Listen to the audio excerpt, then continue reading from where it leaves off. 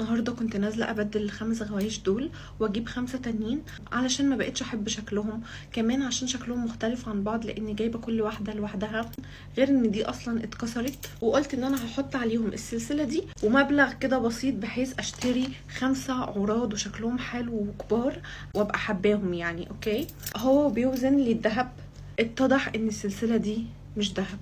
انا طبعا ذهلت، يعني ايه مش دهب؟ انا جايباها من المحل الفلاني. فقال لي طب معلش ارجعي له وشوفي هيقول لك ايه. رجعت له واول ما شافها قال لي فعلا مش دهب. طب يا فندم انا اصلا جايباها من حضرتك، ازاي حطها في حاجه عشان يكشف هي دهب ولا لا؟ واتضح انها مش دهب فعلا. هنا بقى الفيصل بالنسبه لنا هو الفاتوره. قال لي اتفضلي حضرتك جيبي لي الفاتوره، وهي الفيصل في القصه دي. بصراحه المحل محترم جدا وانا بتعامل معاه من زمان عادي يعني، وعمري ما شفت منه حاجه وحشه. رجعت البيت فعلا فضلت ادور على الفواتير كلها، للاسف ما لقيتهاش. بس من حسن الحظ بقى ان انا من الناس اللي بتكتب كل حاجه وبتصور كل حاجه، الحمد لله. انا بقى صورت اليوم اللي شاريه فيه السلسله، وصورت السلسله نفسها، وكنت بصور فيها فيديوز اوقات وانا لابساها وصور وحاجات.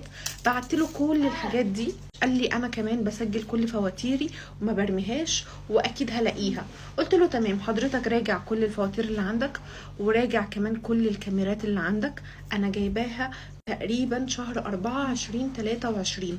المشكله وانا بفرجه الصور بيقول لي في صور السلسله باينه ايوه دهب، وفي صور تانية السلسله باينه مش دهب.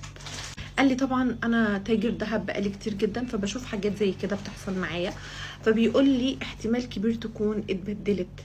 قال لي انت سلفتيها لحد؟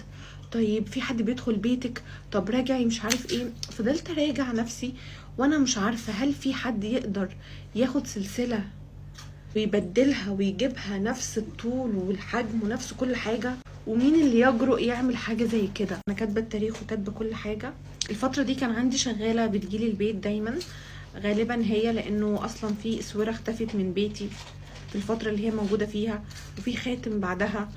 انا مش عارفه ايه اللي بيحصل معايا بصراحه.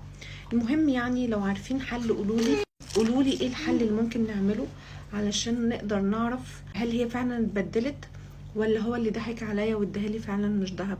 بالنسبه للناس اللي بتشكك في اي حاجه وبيقولوا ده تأليف، اقسم بالله كل اللي بحكيه ده حقيقي.